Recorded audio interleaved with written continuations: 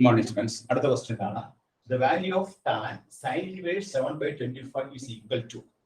നമുക്ക് 5 ഓപ്ഷൻസ് ആണ് തന്നിരിക്കുന്നത്. ഇതിൽ ഏത് ഓപ്ഷൻ ആണ് കറക്റ്റ് എന്ന് നോക്കാം. ഇവിടെ നമ്മൾ sin inverse take sin inverse 7/25 എന്നുള്ളത് തീറ്റ ആണ്. അപ്പോൾ 7/25 എത്ര വരും? 7/25 is equal to sin theta. ഇനി ട്രയാങ്കിൾ വരയ്ക്കുമ്പോൾ ഇത് തീറ്റയാണെങ്കിൽ ഇത് 7 വരും, ഇത് 25 വരും. ഇത് 7 മുതൽ 25 ആണെങ്കിൽ നമ്മൾ 625 മൈനസ് 49, അതായത് 625 മൈനസ് 49 15 6 വരും. 15 നിന്ന് 6 കുറച്ച് കഴിഞ്ഞാൽ 7 വരും. 526 15 12 526 24 അപ്പോൾ tan തീറ്റ സമം എത്രയാണ്? tan theta is equal to 7/24. അപ്പോൾ തീറ്റ സമം എത്ര വരും? tan inverse 7/24. ഈ തീറ്റ എന്ന് പറഞ്ഞാൽ എന്താണ്? sin inverse 7/24. inverse 7/25 is equal to tan inverse 7/24.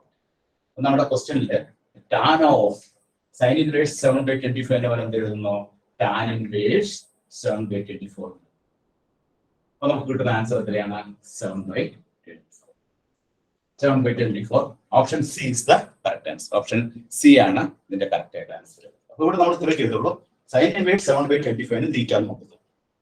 അപ്പോൾ 7/25 sin തീറ്റ കിട്ടി. നമ്മൾ ട്രയാങ്കിൾ വരച്ച് കഴിയുമ്പോൾ നമുക്ക് അതർ സൈഡ് നമുക്ക് 24 കിട്ടും.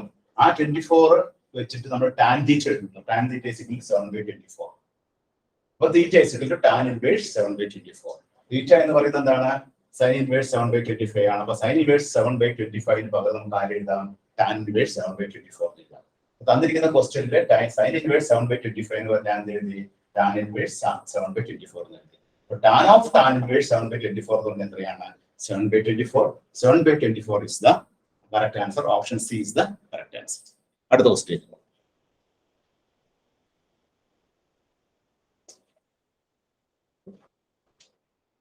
Next question. Next question ഇപ്പോൾ 82. Cos sin inverse √3/100 plus cos inverse √3/200 is equal to. The options എന്തൊക്കെയാണ്? 5/3, B 5/4, C 5/6, D 1, E 0. ഇങ്ങനെ 5 ഓപ്ഷൻസ് ആണ് നമുക്ക് തന്നിരിക്കുന്നത്. Cos of sin inverse √3/200 plus cos inverse √3/200. ഈ ഒരു പ്രോബ്ലം ചെയ്യണമെങ്കിൽ നമുക്ക് ഇങ്ങനെ ഒരു ഫോർമുല ഉണ്ട്. ഫോർമുല ഏതാണ്? sin inverse x plus cos inverse x is equal to π/2. sin inverse x plus cos inverse x എന്ന് പറഞ്ഞാൽ ഇൻവേഴ്സ് ട്രിഗണോമെട്രിക് ഫംഗ്ഷന്റെ ഫോർമുലയാണ്. sin inverse x plus cos inverse x is equal to π/2. ഇവിടെ x ന്റെ സ്ഥാനത്ത് എടുക്കുന്നത് √3/200 ആണ്. x ന്റെ സ്ഥാനത്ത് √3/200. അപ്പോൾ sin inverse therefore sin inverse √3/200 plus cos inverse √3/200 is equal to 3 π/2. അപ്പോൾ നമുക്കിവിടെ cos of π/2 is equal to cos π/2 ന്റെ വാല്യൂ എത്രയാണ്? 0. Option E is the correct answer. വളരെ സിമ്പിൾ പ്രോബ്ലം ആണ്. ഈ ഒരു ഫോർമുല മാത്രം അറിഞ്ഞാൽ മതി. sin inverse x plus cos inverse x is equal to π/2. sin inverse x plus cos inverse x equal to π/2 ആണെങ്കിൽ ഇവിടെ x ന്റെ സ്ഥാനത്താണ് √3/200 √3/200. അപ്പോൾ ഈ ഇക്വേഷൻ ആയിട്ട് മാറും π/2 ആയിട്ട് മാറും. അപ്പോൾ cos of π/2 cos π/2 ന്റെ ആൻസർ എത്രയാണ്? 0. Option E is the correct answer. അടുത്ത ക്വസ്റ്റ്യനിലേക്ക് പോകാം. Next question.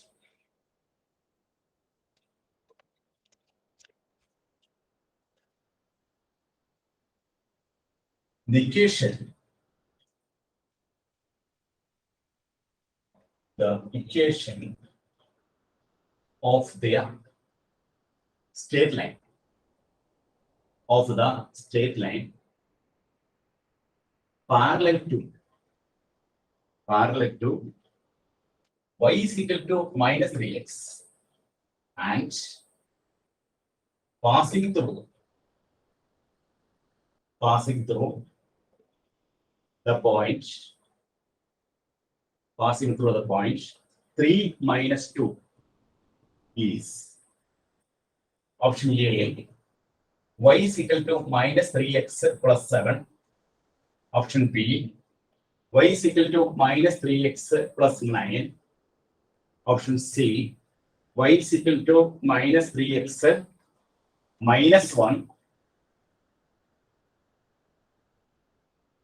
Then D. Y is equal to minus 3x minus 7. Y is equal to minus 3x plus. അടുത്ത ക്വസ്റ്റ്യൻ ഇതാണ്. The equation of the state line parallel to y is equal to minus 3x and passing through the point 3 minus 2. 5 option തന്നിട്ടുണ്ട്. നമുക്ക് ആ equation of state line കണ്ടുപിടിക്കണം. അത് പ്രത്യേകം എന്താണ്?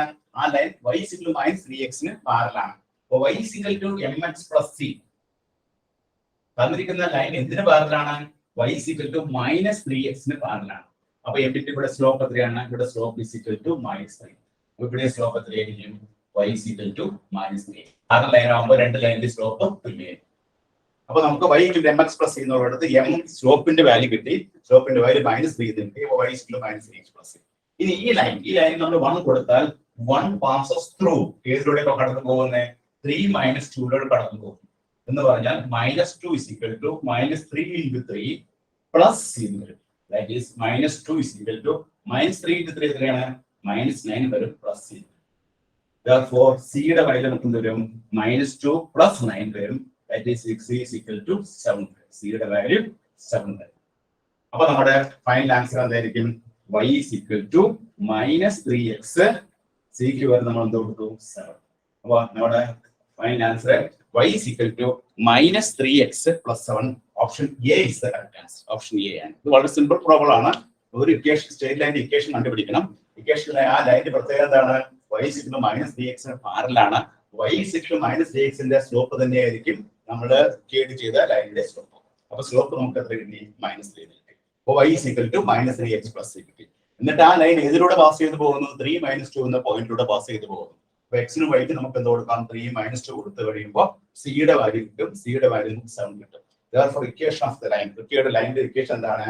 y is equal to minus 3x plus 7. This is the required line. നോക്കിയത്